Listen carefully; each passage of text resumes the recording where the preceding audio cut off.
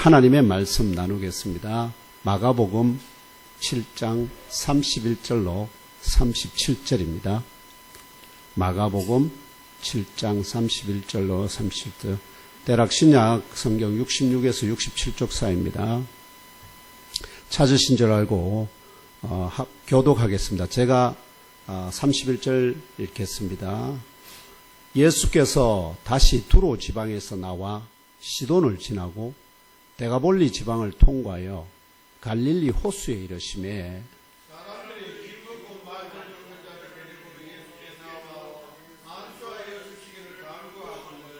예수께서 그 사람을 따로 데리고 무리를 떠나사 손가락을 그의 양귀에 넣고 침을 뱉어 그의 혀에 손을 대시며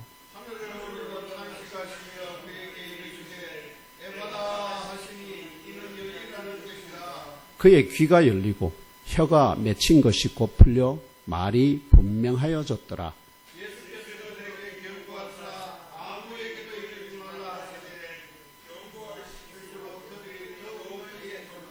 함께 읽겠습니다. 시작. 사람들이 심히 놀라 이르되 그가 모든 것을 잘 하였도다. 못 듣는 사람도 듣게 하고 말 못하는 사람도 말하게 한다 하니라. 아멘. 이 본문을 중심으로 손가락을 이렇게 예수님께서 손가락을 양귀에 넣고 그의 양귀에 넣고 이런 제목으로 오늘 본문 말씀을 상고하겠습니다. 제목 함께 읽겠습니다. 시작. 손가락을 그의 양귀에 넣고 좀 아주 독특한 모습으로 치유하시는 장면입니다. 오늘 성령 강림후 제20주 10월 첫 번째 주일에 경산 예멈교회에서 올려드리는 신령한 예배에 참석하신 형제 자매들과 온 가족 모두 이번 주간에도 영육이 더욱 강건하시기를 기원합니다. 범사가 형통하기를 축원합니다. 마음의 근심이 떠나가고 염려가 없기를 소망합니다. 주 하나님의 명령에 무조건 예스로 응답하시는 아브라함 같은 믿음의 어인들이 되시기를 축복합니다. 오늘 주신 성경 말씀이 증언하는 바에 따르면 나사렛 예수께서 주 하나님이 영원 전부터 작정하신 뜻을 따라 헬라인이요 수로보니게 족속의 한 이방인 여인의 더러운 귀신 들린 어린 딸을 고쳐주시기 위하여 방문하셨던 두로 지방에서 나왔습니다. 그러고는 그 해안가를 따라 시돈을 지나고 데가볼리 지방은 갈릴리 오른쪽에 있는 그 데가볼리 지방의 중앙을 관통하여서 갈릴리 호수 곧 가버나움 인근으로 돌아오시자마자 사람들이 기다렸다는 듯이 한 환자를, 한 장애인을 데리고 나왔습니다. 이 장애인은 어떤 장애를 가지고 있느냐? 귀 먹고 말 더듬는 자. 완전히 말을 못하는 게 아니라 귀가 먹어서 상대방이 하는 말을 제대로 잘 듣기는 듣는데 완전히 다 듣지는 못하고 그 다음에 말을 하긴 하는데 어떻게 한다고요? 더듬는데. 더듬어서 이게 말하는 답답해서 죽을 지경인 그런 장애를 가진 사람을 나사렛 예수 앞에 데리고 나와서 그에게 손을 얹고 기도하여 주시기를 간구하였습니다. 그러나 이 간청을 들으신 나사렛 예수께서 그 사람들이 볼 수 있도록 즉시 그 자리에서 고쳐주시지 않으셨습니다. 이해되십니까? 원래 보통은 다 데리고 나오면 어떻게요? 그 자리에서 바로 고쳐주시는데 이번에는 이 사람의 경우에는 바로 고쳐주시지 않고 그 많은 무리들에게 따로 잠깐 떨어져서 이 사람을 고쳐주셨습니다. 이 고쳐주시는데 어느 손가락을 사용하시는지는 알 수 없어요. 손가락이 지금 5개씩이지 않습니까? 근데 어느 손가락을 양귀에 넣었을까요? 보통 우리가 하는 게 이거죠. 그죠? 양귀에 약손, 이걸 쓰는데 아무튼 예수님께서 양손가락을 그 사람의 귀에다 떼셨어요. 귀 안으로. 그 귀 안으로 마치 던져 넣듯이 넣었다고 이렇게. 그리고는 한번 들어는 넣고는 빼신 듯 합니다. 왜냐하면은 이어서 예수님의 손가락에다가 팩 침을 탁 뱉어갖고 어떻게요? 그 사람의 혀에다가 탁 갖다 대요. 혀의 어느 부분에 됐는지는 모릅니다. 혀에다가 탁 갖다 대요. 그리고는 나사렛 예수께서 하늘을 우러러 탄식하시며 그 입을 열어서 장애를 가진 그 사람을 향하여 에바다라고 선포합니다. 이 에바다라는 말은 아람어로 그리고 현재 본문에서는 수동태로 사용되고 있는데요. 이게 뜻이 뭐냐? 열려줘라 이런 뜻입니다. 열려줘라. 오픈.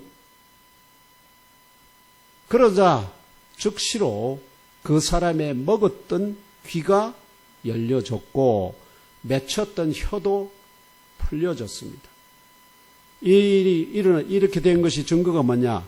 그 고질적인 장애를 가졌던 그 사람의 말이 갑자기 분명하여졌다. 덧없는 것이 없어졌다. 그리고 남이 말하면은 잘 알아듣는다. 이런 독특한 방식으로 나사렛 예수께서 이 사람이 가졌던 고질적인 장애를 온전하게 고치셨습니다. 할렐루야. 아멘. 이 자리에 함께 계시는 형제 자매 여러분도 이 성경의 증언이 진실이다 믿습니까? 아멘. 그렇다면 도대체 나사렛 예수가 어떤 분이시기에 이런 고질적인 장애를 어떤 원리를 따라 고칠 수가 있었을까요? 특별히 나사렛 예수께서 귀 먹고 말 더듬는 장애를 가진 사람을 고치시는 과정에서 굳이 그 사람의 양귀에 양손가락을 넣으시고 그리고는 그 손가락에다 팩 침을 뱉어가지고 그 사람의 혀의 어느 부분인지를 댔다. 본문에서는 여러분 그 부분까지 정확하지 않잖아요. 제가 헬라어 원어를 거기 손을 댔다는 말은 없어요. 혀를 댔다는 거는 있는데 지금 보면 앞에 손가락이 나오잖아요. 그 손가락에다가 침을 보통 우리가 혀를 대려 하면 손바닥을 이렇게 혀를 안 대죠. 손을 안 대죠. 뭐죠? 손가락. 여기에 탁 그래야 어느 부분이 탁 닿잖아요. 손가락에 침을 뱉어서 그 사람의 혀의 어느 부분에 대는 특이한 행동을 보여주신 영적인 의미가 무엇일까요? 이게 말로 하는 아시죠? 말로 자기가 누구인가를 나타내는 것도 있습니다. 나는 누구라고요? 에고의 의미에서 나는 누구다. 이렇게 직설적으로 선포하는 방법이 있고 또는 어떻게요? 어떤 행동으로 내가 누구인가를 나타내는 경우도 있고 어떤 또 표적을 보여줘서 행하는 것도 있고 다 이게 전부 다 뭐하고 연결되어 있을까요? 나사렛 예수가 누구인가를 보여주는 하나의 상징적. 또한 1세기 갈릴리 호수 주변 사람, 지금 갈릴리 호수가에서 이런 일이. 갈릴리 호수 주변 사람들은 이런 상징적인 행동을 하시며 귀먹고 말 더듬는 장애를 가진 사람을 온전하게 치유하신 나사렛 예수와 그 사역에 대하여 무엇이라고 말하였을까요? 사실은 침을 탁 뱉는 것은 아시죠? 침을 탁 뱉는 것은 성경에서 어떤 경우에 주로 그걸 하느냐? 그 사람을 저주하거나 아시겠죠? 저주할 때. 그럴 때 침을 뱉습니다. 이 사람은 말하면 하나님의 세운 법도를 지키지 않는 자다. 이랬을 때 침을 팍 얼굴에 뱉고 이렇게 합니다. 우리 오늘날도 사람의 얼굴에 침을 뱉는다는 것은 상상하기 어렵잖아요. 그러면 어떻게 되죠? 전쟁 나거나 원수 되죠. 이러한 명제를 상고하는 가운데 오늘 예몸교회 그렇기 때문에 예수께서 어떻게 해요? 사람들이 다 보는 데서 안 하고 그 사람을 따로 데려가서 왜냐하면 침을 뱉어요. 그 때문에 사람들이 구설수에 오르지 않게 하기 위해서 그렇게 하셨다 하는 것을 생각하시면 되겠습니다. 이러한 명제를 상고하는 가운데 오늘 예몸교회 주일에 참석하신 형제자매 여러분 모두 인생길에서 만나는 문제들 있지 않습니까? 사건 사고들 그리고 각종 장애들 같은 나의 힘으로 해결할 수 없는 막다른 골목길에서도 헤어나가거나 뚫고 지나갈 힘과 지혜와 권능을 주시는 나사렛 예수 그리스도 앞에 나아가 그 발날에 엎드려 강구하고자 하는 마음으로 또한 그 입의 명령에 무조건 복종하는 살아있는 믿음으로 충만하게 되시기를 축원합니다. 먼저 나사렛 예수께서 귀먹고 말 더듬는 장애를 가진 이 사람을 고치시는 과정에서 굳이 그 사람의 양귀에 양손가락을 넣으시고 그 자신의 손가락에 침을 뱉어서 그 사람의 혀의 어느 부분에 대시는 특이한 행동을 보여주신 영적인 의미가 무엇인지 먼저 상고해 보겠습니다.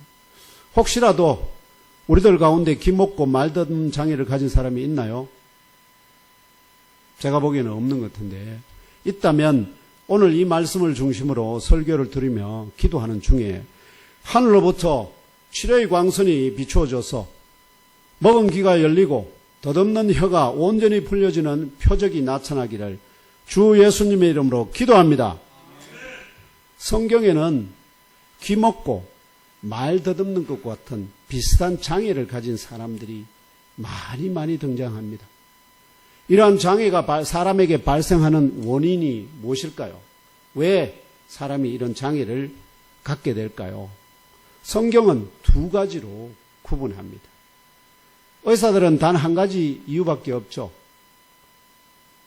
전부 다 선천적으로 타고나면서 병이 생겼든지 아니면 장애가 생겼던 후천적으로 병이나 또는 사고로 통해서 생기는 이 두 가지 경우입니다.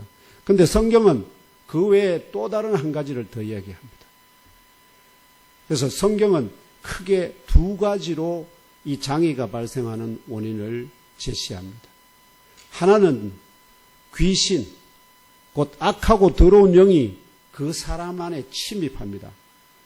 그래서 그 사람의 영을 사로잡아 뇌의 기능을 통제함으로 일으키는 영적이고 후천적인 장애가 있습니다. 이런 후천적인 장애는 그 원인이 뭐에 있다고요? 귀신에 있기 때문이에요.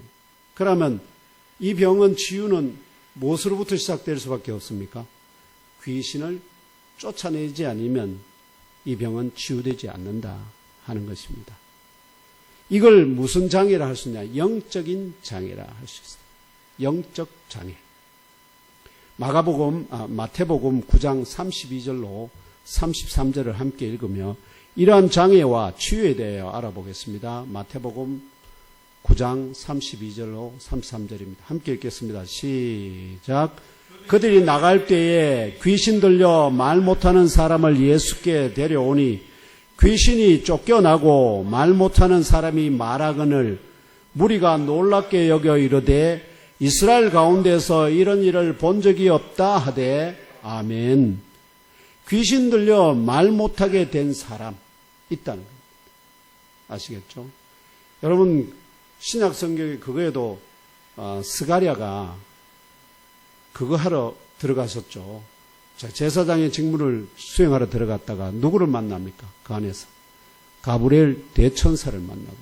그런데 그가 하는 말을 네 아내가 에게 아이가 생길 거다 하는 잉태의 소식을 전해줬는데 아이고 우리 나이도 많고요.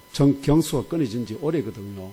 그런데 먼 아이를 이렇게 딱 하니까 그 천사가 전해준 말을 믿지 않은 것 때문에 어떻게 해요?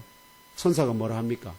그 아이가 잉태에서 태어나올 때까지 네가 말을 못하리라. 아시겠죠? 사람의 말은 얼마든지 누가요? 하나님이 하게 할 수도 있고 못하게 할 수도 있고 하나님뿐만 아니라 누구도 영적인 존재들도 그렇게 할 수 있다 하는 것입니다. 그래서 이렇게 귀신 들려 이 사람은 지금 아까 이야기했던 이 경우에는 귀신 들려서 말 못하게 된 원인이 있다는 겁니다.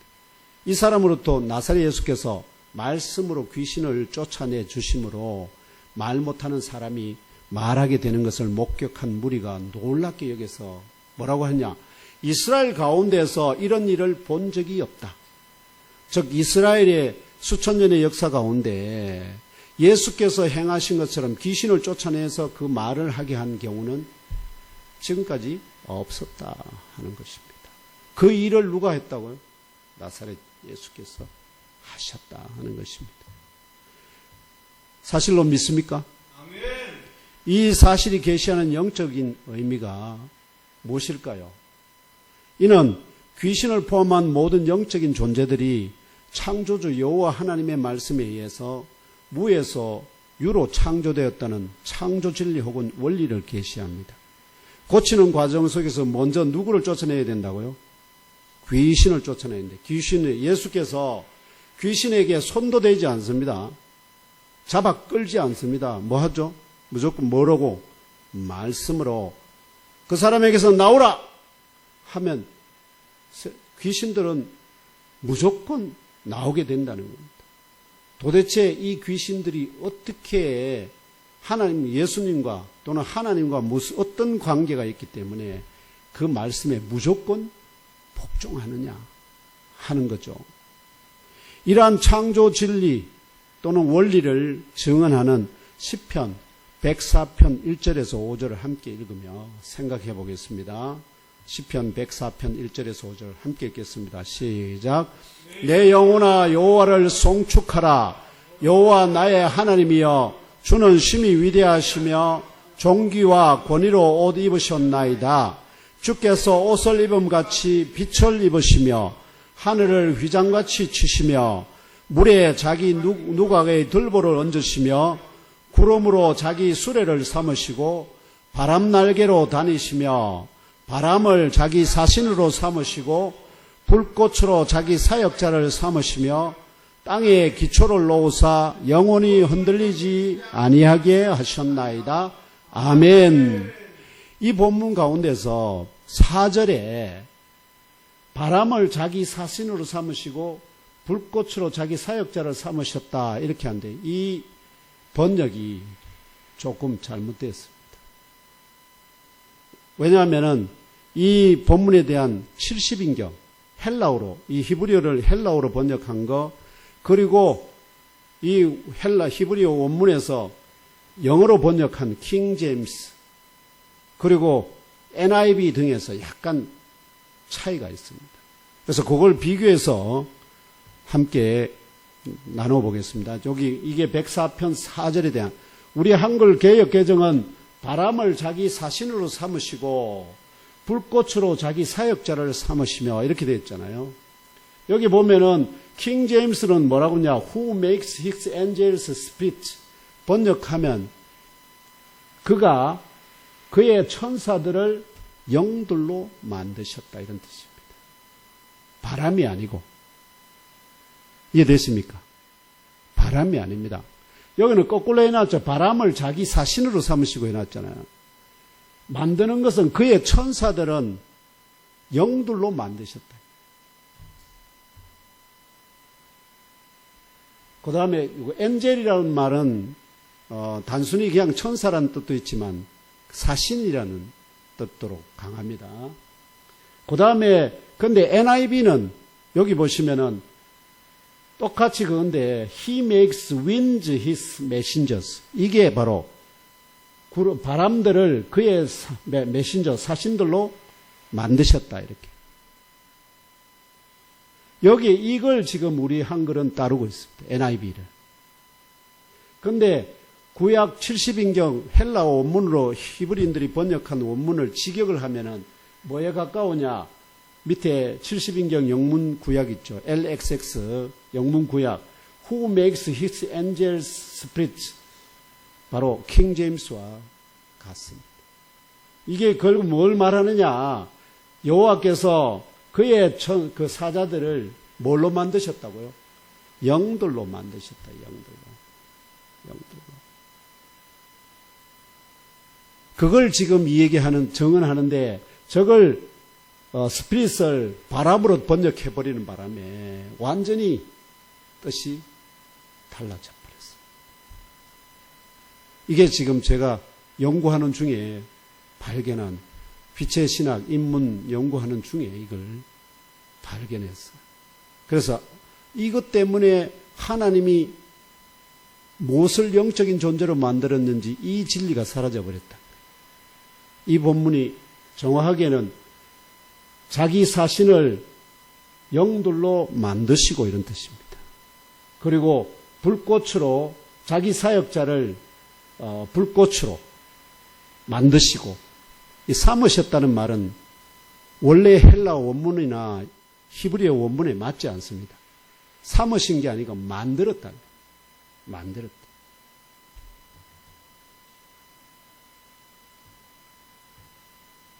그래서 창조주 여호와 하나님께서 그의 천사들을 바람이 아닌 영들로 만드셨으며 그 사역자들을 타오른 불로 만드셨다는 곧 영적인 존재들에 대한 창조 진리에 대한 증언입니다.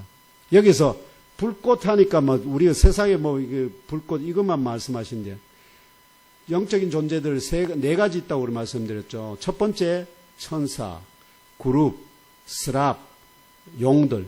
스랍들이 어떤 형상을 하고 있는지 아십니까? 불꽃 형상입니다. 바로 타오르는 불같이 생겼다. 그러니까 여기 타오르는 불꽃이라고 하는 것은 이게 꼭 하늘의 해와 달과 이와 같은 것들을 말하는 게 아닙니다. 스랍을 얘기할 수도 있습니다. 이런 복합적인 여러 가지 의미 관점에서 봤을 때 이 번역은 수정되어야 됩니다. 그래서 이러한 창조 진리 위에서 창조주 여호와 하나님의 음성을 포함한 하나님의 말씀에 대하여 타락한 천사들을 포함한 천사들과 그룹들과 불꽃 형상의 스랍들과 용들과 같은 영적 존재들이 무조건적이고 절대적으로 복종한다는 사실로부터 이들이 또한 창조주 여호와 하나님의 입으로부터 나온 말씀으로 창조되었다는 창조의 원리도 깨달아 알고 믿게 되기를 축원합니다. 아시겠죠? 말씀으로 지어졌기 때문에 그 말씀으로 지어진 것들은 어떻게 해요? 그 말에 절대적으로 복종할 수밖에 없게 만들어졌다 하는 것입니다. 이에 비교되는 또 다른 하나는 귀신과는 상관없이 태어나면서 선천적으로 또는 태어난 이후에 후천적으로 질병이나 사고 등으로 인하여 발생하는 기능적 장애입니다. 아까는 영적 장애였죠. 이번에는 기능적 장애입니다. 팔이 뼈가 부러지거나 등등 이래서 서지 못하는 이런 거. 이거 요한복음 9장 1절에서 5절 7절을 함께 읽으면 알아봅시다. 요한복음 9장 1절에서 5, 7절입니다. 시작. 예수께서 길을 가실 때에 날 때부터 맹인된 사람을 보신지라. 내가 세상에 있는 동안에는 세상의 빛이로라. 이 말씀을 하시고 땅에 침을 뱉어 진흙을 이겨 그의 눈에 바르시고 이러시되 실로암 못에 갔으라 씻으라 하시니 실로암은 번역하면 보냄을 받았다는 뜻이라. 이에 가서 씻고 밝은 눈으로 왔더라. 아멘. 여기서는 잘 보시면 날 때부터 맹인된 사람, 이 사람을 고치는 데는 귀신을 쫓아내거나 이런 일이 없습니다. 근데 뭘 합니까? 예수께서 이상하게 침을 택 뱉어가지고 땅에다가 그리고 그걸로 손으로 쪼물쪼물해서 뭐래요? 진흙덩어리를 만들어서 그 진흙덩어리를 그 사람 양눈에다 탁 붙여주고는 실로암 못에 가서 씻으라. 그런데 이 사람이 가서 씻었더니 눈이 뻥 떠이면서 잘 보게 되었다. 이는 귀신과 상관없이 아시죠? 태어나면서부터 기능적으로 보지 못하는 맹인된 이 사람을 나사렛 예수께서 고치시는 중에 이때에는 땅에 침을 뱉어 진흙을 이겨 그의 눈에 바르셨습니다. 그러고는 실로암 못에 가서 씻으라고 명령하셨습니다. 이 맹인이 만약에 그 명령에 순종하여 실로암 못에 가서 씻을 때에 눈을 뜨이고 보게 되었습니다. 할렐루야. 진실로 믿습니까? 이 사실이 계시하는 영적인 의미는 무엇일까요? 아까는 귀신들이 누구에서 무엇에 의해서 창조됐다고요? 만들어졌다고요?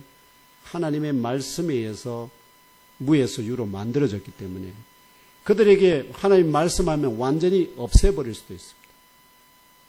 근데 하나님이 한번 만드신 것은 절대로 없애지는 않습니다. 어떻게 해요? 잘못한 것은 잘못한 것에 대해서 벌을 내리시다. 그래서 이 사실이, 즉 이 사람의 눈을, 흙을 이겨서 진흙을 탁 눈에 발라서 고쳐주셨다는 이 사실은 결국은 창조주 여호와 하나님께서 땅의 흙을 재료로 하여 첫사람 아담의 몸을 그 손으로 친히 만드셨다는 창조의 진리 혹은 원리를 성경 계시합니다. 그렇다면 나사렛 예수께서 그 손으로 진흙을 뻑뻑 위해서 그 사람 눈에 발라주신 것은 마치 하나님께서 어떻게 해요? 진흙을 가지고 아담의 그 몸을 만들듯이 그 눈을 어떻게 해요? 지금 재창조해서 붙여주시는 것과 이 재창조 사역을 시작하셨습니다. 뭐 하면서? 눈에 진흙을 바르시면서. 그런데 그걸로 완성이 안 됐습니다. 완성이 안 됐습니다. 그 다음에는 어떻게 해요? 신람못에 가서 씻으라. 창조의 사역을 이게 바르시면서 시작하셨는데 그 완성은 무엇을 요구했습니까? 그 사람이 예수의 말에 명령에 복종해서 신람못에 가서 씻는 믿음의 행위가 필요했다 하는 것입니다. 이 과정에서 창조주 여호와 하나님께서 첫사람 아담의 몸을 만드신 데 재료로 사용하신 땅의 흙은 그러면 무엇을 재료로 하여 만드셨을까요? 지금 땅의 흙을 가지고 하나님이 사람 몸을 만드셨잖아요. 그러면 흙은 무엇을 재료로 하여 만드셨을까요? 흙이 그냥 생기지 않습니다. 이 땅의 흙은 바로 창세기 1장 1절에서 5절을 다시 한번 함께 읽으며 생각해 봅시다. 창세기 너무나 익숙한 말씀들이죠. 함께 읽겠습니다. 시작. 태초에 하나님이 천지를 창조하시니라. 땅이 혼돈하고 공허하며 흑암이 깊음 위에 있고 하나님의 영은 수문 위에 운행하시니라. 하나님이 이르시되 빛이 있으라 하시니 빛이 있었고 빛이 하나님이 보시기에 좋았더라. 하나님이 빛과 어둠을 나누사 하나님이 빛을 낮이라 부르시고 어둠을 밤이라 부르시니라. 저녁이 되고 아침이 되니 이는 첫째 날이니라. 아멘. 바로 창세기 1장 1절에서 5절 가장 핵심적인 중요한 창조 원리 모든 것이 포함되어 있는 이 본문입니다. 이 본문에서 이 말씀은 두 가지 핵심적인 창조 진리와 원리를 증언합니다. 첫째 원리와 진리는 태초에 하나님이 하늘들과 땅, 그 가운데 모든 것, 하늘이 있고 하늘은 한 층이 아닙니다. 3층으로 되어 있습니다. 하늘은 3층 천이라고 합니다. 3층 하늘과 땅을 어떻게 해요? 태초에 하나님이 다 창조하셨다. 그리고 그 3층 하늘과 땅 가운데 모든 것이 다 그 사이에 있잖아요. 그 모든 것들을 어디에다 지으셨느냐? 바로 2절에 하나님의 영은 수문을 운행하시냐인데 사람들은 지금까지 어디에다 집중해 왔냐면 땅이 혼돈하고 공허하며 흑암이 깊음 위에 있고 할 때 이게 땅이 있다는 거야 없다는 거야 여기에다 집중해 왔습니다. 그런데 이 말씀의 핵심은 하나님이 천지를 창조하신 그 모든 것이 어디에 창조하셨느냐? 그 좌표를 가리킵니다. 어디? 하나님의 영이 운행하시는 거. 하나님의 영이 어디에 운행한? 이 세상 만물이 지어지기 전에 하나님의 영은 하나님은 어디 계셨을까요? 하나님 나라 안에. 우리는 그걸 다른 말로는 영적인 세계라 합니다. 하나님 100% 영입니다. 영적인 세계 안에 지금 계신 하나님이, 왜냐하면 하나님 본체는 너무나 크기 때문에 아무나 볼 수 없습니다. 볼 수 있는 것은 뭘까요? 하나님이 당신의 존재를 좌표를 보여주는 하나의 방법 중에 하나가 하나님의 영이 보여지는 겁니다. 하나님의 영이 계신 곳에 만물을. 이게 좌표입니다. 2절이.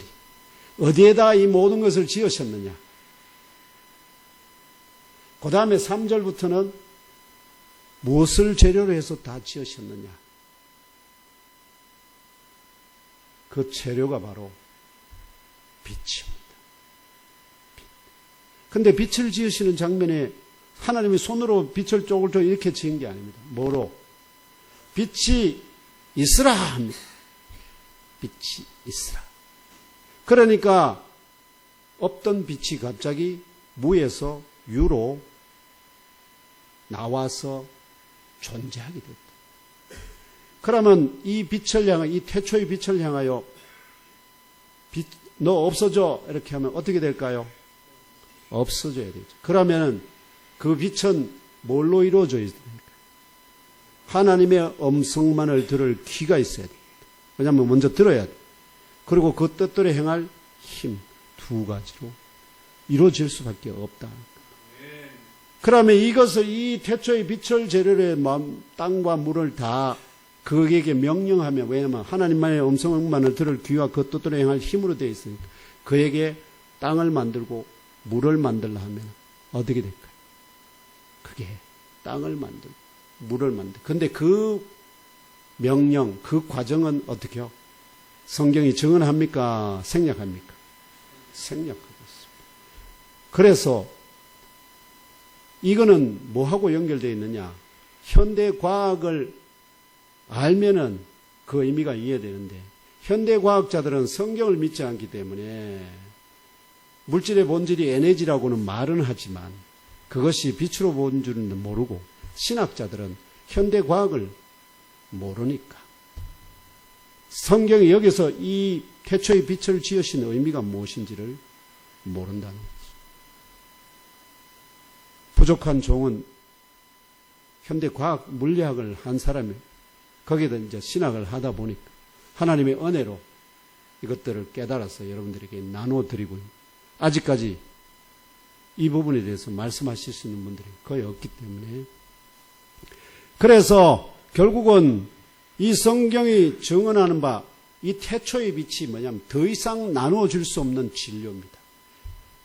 더 이상 나눠줄, 이 빛으로부터 더 적게는 나눠줄 수도 없습니다. 이게 가장 궁극적인 단위입니다. 이 빛들이 모여서 뭘 만들 수 있다고요? 소립자, 원자, 전자, 알겠죠? 양성자, 중성자, 원자, 핵, 그리고는 이 모든 땅과 흙, 모든 것을 만들 수 있게 그 재료였다. 이게 이러한 창조 진리와 원리에 따라 물질의 본질은 에너지다 하는 말이, 이게 현대과학적 최고의 발견 중에 하나입니다. 이걸 발견한 사람이 누구라고요? 아인슈타인. 그래서 아인슈타인은 뭐라고 부르는? 천재 중에 천재다. 이렇게 부르는 이유 그겁니다. 그런데 성경을 조금만 알면은 이 부분이, 이 태초의 빛이 하나님의 만물을 조성하기 위한 재료다 하면은, 이게 빛을 과학자들은 뭐라고 부르냐면, 무슨 에너지를 하면 복사 에너지라고 불러요. 복사 에너지입니다. 에너지. 그러니까 복사 에너지가 만물의 뭐라고요? 물질의 본질이다 하는 말이 더 합당한 말입니다.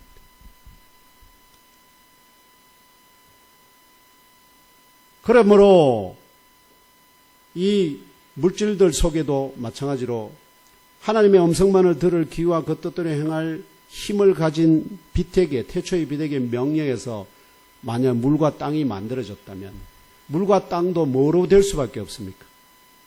창조주의 음성만을 들을 귀와 그 뜻대로 행할 힘으로 되어 있을 수밖에, 그 외에 다른 재료가 없습니다. 그러면 하나님이 그 땅의 흙으로 사람의 온몸을 만들었습니다. 그 온몸도 뭐를 듣기 위해서? 하나님의 음성만을 들을 귀와 그 뜻대로 행할 힘으로 되어 있거든요.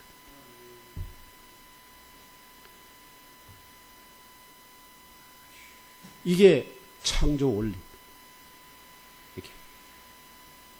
그러므로 나사의 예수께서 땅에 침을부터 진흙을 이겨 덩어리로 만든다. 그 덩어리는 모두 다 뭘로 되어 있을까요? 하나님의 음성만을 들을 귀와 그 뜻대로 행할 힘으로 되어 있다.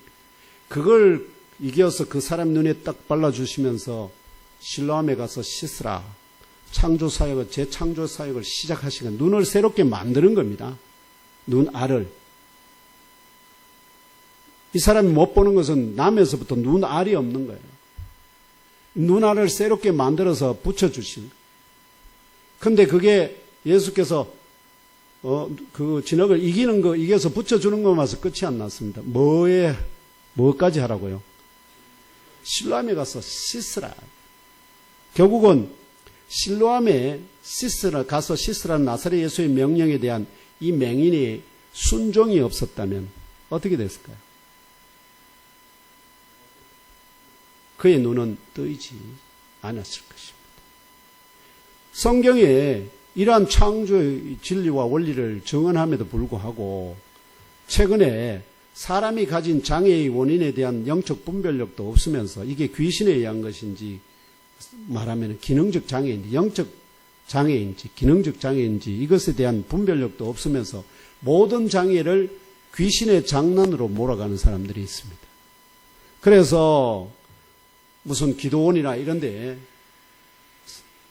귀신을 쫓아낸다며 사람을 굿하거나 독방에 가두거나 하면서 그 중에서 일부 사람이 죽어서 신문지상에 나는 일들이 있지 않습니까?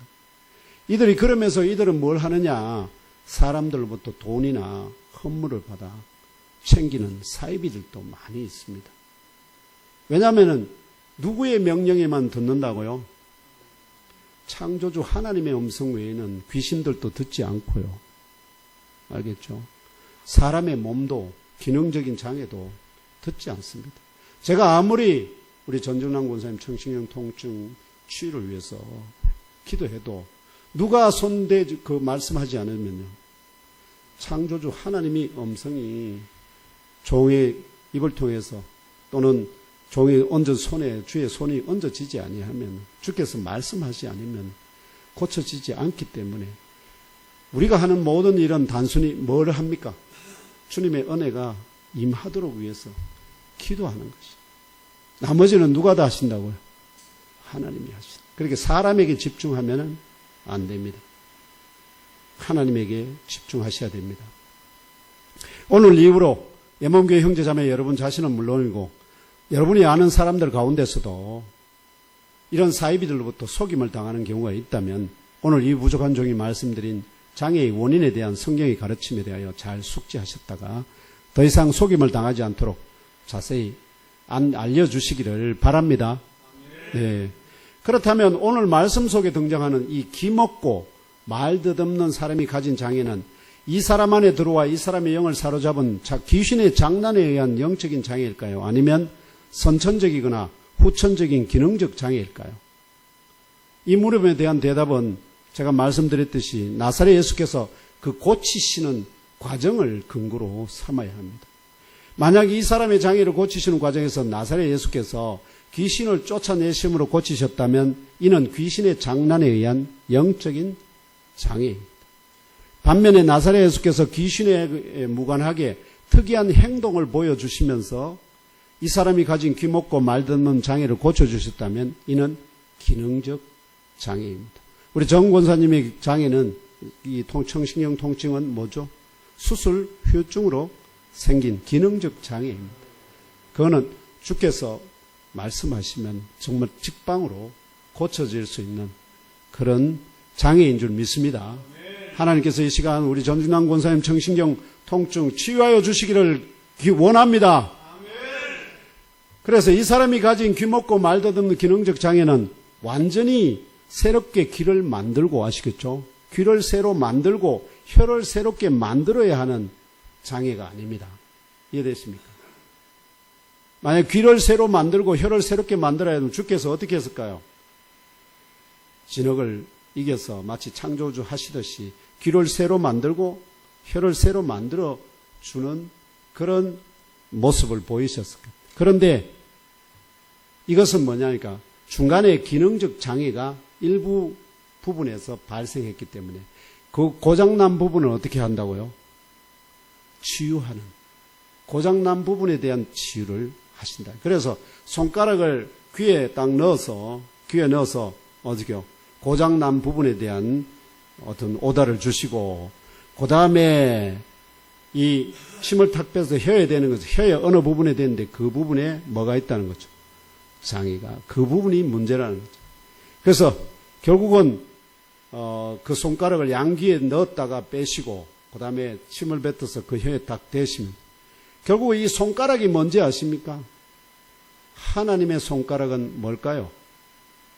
주의 손가락으로 지으신 주의 하늘을 내가 보니. 주의 하나님의 손가락은 창조의 권능을 상징합니다. 하나님은 영이시기 때문에 뭐가 없다고요?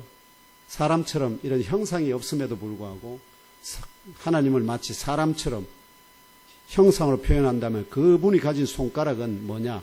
창조의 권능을 표현합니다. 그래서 예수님이 손가락을 가지고 양귀에 넣고 하는 것은 창조주가 마치 그 손가락과 그 침을 뱉어 혈에 대으신 것처럼 그걸 상징합니다. 그래서 혀의 어느 부분, 맺힌 부분을 완전히 풀어주고자 그 손가락에 침을 뱉어서 이 사람의 혀의 어느 부분에 대셨습니다. 그 후에 창조주 하나님의 음성만을 들을 귀와 그 뜻대로 행하는 힘으로 만들어진 그 손가락이 닿은 귀의 부위와 그 침이 묻은 부위를 향하여 열려라, 열려져라, 에바다, 곧 열려져라 명령하심으로 그 부위들이 즉각적으로 순종하여 온전히 기능이 열리게 된 것입니다. 이것이 오늘 주께서 치유하시는, 그걸 통해서 이렇게 손가락은 마치 여호와께서 하나님 창조주 하나님께서 사람을 만드실 때 그 귀에 손가락을 넣으시고 혀에 손을 대신 것처럼 어떻게 하셨다? 예수 자신이 그걸 그대로 행하셨다 하는 겁니다. 결론적으로 나사렛 예수께서 이 사람이 가진 기능적 장애를 고치시는 과정에서 굳이 그 사람의 양귀에 양손가락을 넣으시고 손가락에 침을 뱉어 그 사람의 혀의 어느 부분에 대는 특이한 행동을 보여주신 것은 모두 주 하나님의 창조의 권능을 상징합니다. 이는 사람들이, 왜냐하면 사람들은 대부분 그 사람이 하는 행동보다는 뭐에 집중할까요? 그 사람에게 집중하잖아요. 겉모습. 그 사람이 어떻게 생겼느냐 딱 하면 그가 무슨 말을 하든 그가 무슨 행동을 하든 다 어떻게요? 아이고 사람이 돼갖고 이렇게 집중하니까 그 집중하는 것을 피하는 하나의 방법은 뭘까요? 결국은 어떤 행동으로 보여주시는 거잖아요. 그래서 사람의 겉모습에 집중하여 보거나 듣거나 하는 사람들로 하여금 나사렛 예수 자신의 겉모습이 아닌 그 들려주는 말과 보여주는 독특한 행위를 통하여 구약 성경이 증언하고 예언한 바에 따른 창조주 하나님의 창조의 진리대로 또는 선지자들이 예언한 그리스도의 소명을 성취하는 자, 곧 하나님의 현현이시다는 영적 진리를 계시하기 위함이다는 의도를 깨달아 아시고 믿고 잘 박힌 진리의 못으로 심령 깊이 새기시기를 주 예수님의 이름으로 기도합니다. 아멘. 이 역사에 대해서, 이 역사를 주목한 사람들이 이 예수와 그 사역에 대해서 어떻게 이제 생각했는지 잠깐만 상고해 보겠습니다. 예수께서 이들을 에바다 곧 열려라 하는 말씀의 선포를 통하여 고치신 것을 알게 된 사람들에게 예수께서 당부합니다. 아무에게도 이야기하지 말라고. 이러한 당부에 대한 1세기 당시에 이 사람들의 반응은 당부하실수록 비례하여서 그들이 더욱 널리 전파했습니다. 그래서 그 사람들은 그 얘기를 듣는 사람들마다 전부 다 놀라면서 뭐라냐? 야, 예수 그가 정말 대단한 사람이야. 이렇게 하면서 그들이 하는 말이 뭐냐? 그가 기머거리도 듣게 만들었고 또한 벙어리도 정상적으로 말하게 만들었다. 이걸 말하게 만들었다는 겁니다.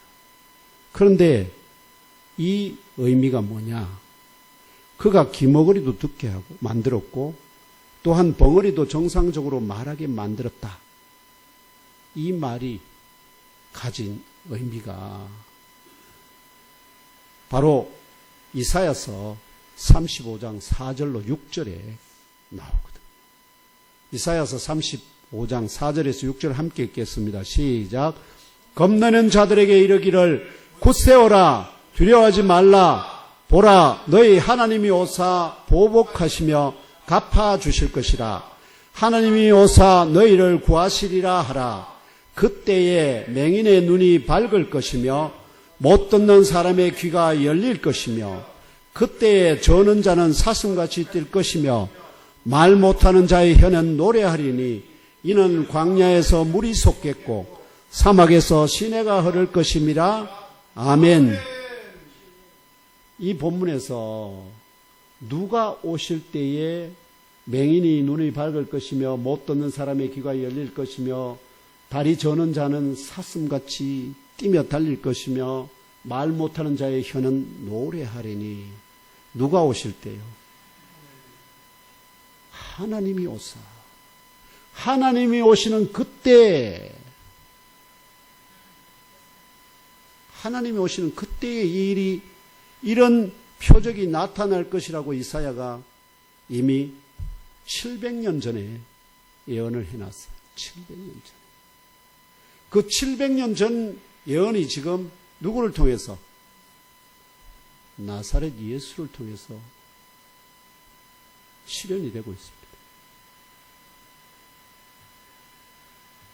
다시 말하면 이스라엘의 하나님이 오시는 그때에 맹인의 눈이 밝을 것이며 못 듣는 사람의 귀가 열리고 말 못하는 자의 혀가 풀려서 노래하는 표적들이 나타날 것이라는 선지자 이사야의 예언대로 나사렛 예수께서 온전히 행하셨기 때문에 나사렛 예수가 바로 이스라엘의 하나님이시다. 이런 영적 진리를 상징하는 표적들. 이해되시죠? 결론적으로 오늘 주시는 나사렛 예수의 영적 본체와 그 사역에 대한 영적 진리를 심령 깊이 영접하시기를 기원합니다. 영의 양식과 생수로 심령이 생기를 회복하시기를 위해 기도합니다. 주 하나님이 예배하신 모든 복을 받기에 합당한지를 시험하기 위해 주시는 실로암 못에 가서 씻으라 명령하시는 하나님의 말씀에 무조건 순종하는 믿음의 의인들이 다 되시기를 이사야 예언대로 오신 하나님이 되시는 나사렛 예수 그리스도 이름으로 축복하며 기도합니다.